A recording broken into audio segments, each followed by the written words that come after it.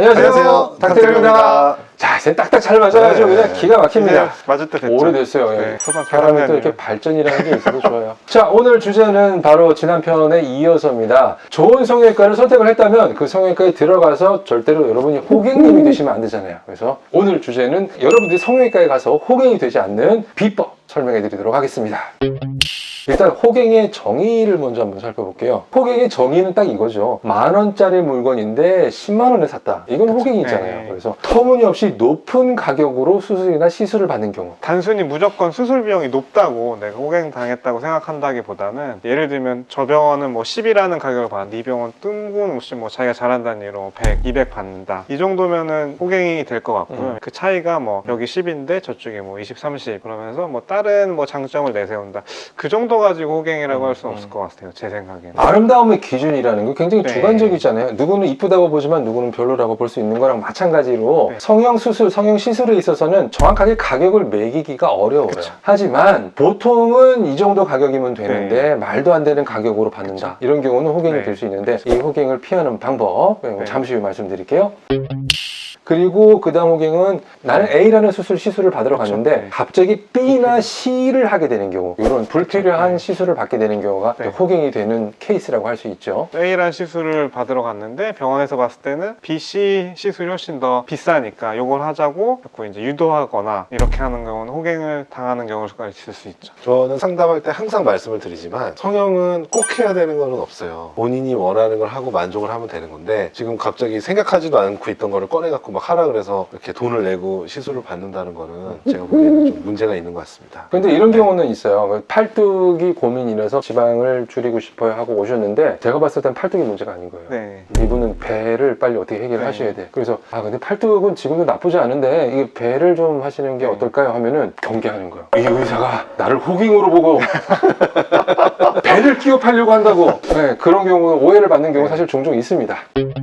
그리고 또 세 번째 호갱의 케이스는 부작용, 문제가 발생했을 때 올바른 대처를 받지 못하는 경우. 근데 이건 미리 예측할 수 있는 부분은 아니네요. 맞아요. 네.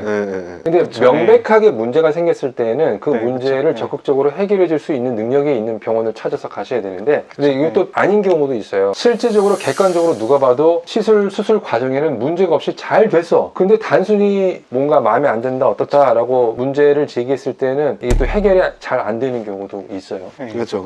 그런 부분은 참 어려운 네. 것 같아요. 그거는 정말 어떤 수술을 받기 전에 충분한 상담을 했었으면은 더 네. 해결될 수 있었을 문제인 것 같아요. 네. 그런 상황이 발생하는 경우는 사실 좀 안타깝습니다. 이거는 좀 어떻게 보면 대부분의 병원들은 그래서 그 부작용이 혹시라도 생기기 전에 미리 그거에 대한 설명을 아주 자세히 해주는 병원들이 있습니다. 근데 네. 이걸 대충 해주거나 잘 안 해주거나 이러면은 그것도 어떻게 보면 호갱이 당할 수 있는 것 같습니다. 또 혹시 추가로 해주실 말씀은? 당한 것 같습니다. 끝이에요? 그래요. 알겠습니다. 그래서 앞서 이야기한 그런 이제 불필요한 수술을 권해서 하게 되는 경우, 뭐 이런 경우를 따져보면은 이게 내가 지금 원한다고 한 것과 연관되는 어떤 시술이나 수술이구나 이럴 때는 고민해보고 효과가 얼마나 있는지 그 가격에 내가 만족할 수 있는지 이런 거를 이제 판단해서 수술이나 시술을 진행하면 되는데 이제 불필요한 거를 자꾸 무리하게 너무 강하게 권하거나 그런 네. 경우에는 호갱이 될 수 있기 때문에 음. 좀 심각하게 고민을 해야 될 문제인 거고 네. 거기에 더해서 이제 상담실장님과 원장님 사이에 의견이 틀릴 수 있거든요. 네. 그렇기 때문에 저는 어떤 시술이나 수술을 받기 전에 아주 표준적인 시술이나 수술이 아니다. 그런 경우에는 꼭 원장님 상담을 받아보는 거를 추천을 드립니다. 그렇죠. 원장님의 말씀을 직접 들어보면 그쵸. 조금 더 명확하게 판단하기가 쉬워지죠. 네. 저는 성형외과에서 호갱이 되지 않는 가장 근본적인 방법이랄까 딱 요거 하나 말씀드리고 싶어요. 성형 수술이든 시술이든 너무 일정을 조급하게 잡지 말라. 굉장히 성급한 경우가 있어요. 막 나 네. 지금 빨리 코 수술하고 싶어. 막 급해. 빨리 하고 싶어. 네. 그러면은 이성적인 냉철한 판단을 할 수가 없어요. 세상의 모든 일이 다 그럴 것 같은데 연애 관계도 마찬가지지 않을까 네. 싶어요. 연애할 때 약간 밀당이라는 게 있잖아요. 내 패를 다 보이고 나면은 그 다음에는 그 상대방에 대해서 약간 뭐랄까요 좀 조작당할 수 있는 그쵸. 느낌? 네. 그럴 수가 있어요. 그래서 성형외과에 가서 막 너무 급하고 조급하고 이렇게 성급하게 결정하지 말고 조금 마음의 여유를 갖고 요번에 안 되면 뭐 내년에 하지 뭐 아니 뭐 다음 생에 쌍꺼풀 갖고 태어나지 뭐 이런 편안한 마음을 가지고 성형 상담에 임해 주시면은 이게 내가 호갱이 될지 안 될지 명확하게 구분이 될 것 같아요. 그게 그런 표현이 있잖아요. 뭐야 현타하고는 상관이 없구나.